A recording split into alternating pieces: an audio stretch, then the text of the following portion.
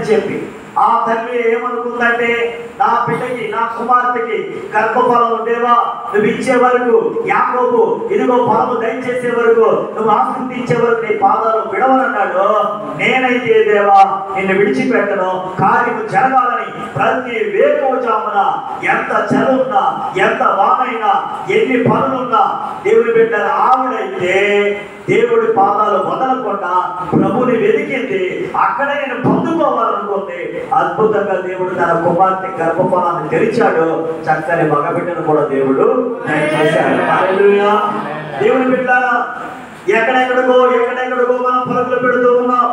ఎవరెవరో చెబుతున్నటువంటి మాటలు వింటున్నాం. జీవము కలిగినటువంటి మాటలు దేవుని బిడ్డలా ఇక్కడ ఉచితంగా దేవుడు మనకి కృపనిస్తూ ఉంటే మనం విలువ దీనిని ఇవ్వడం లేదు.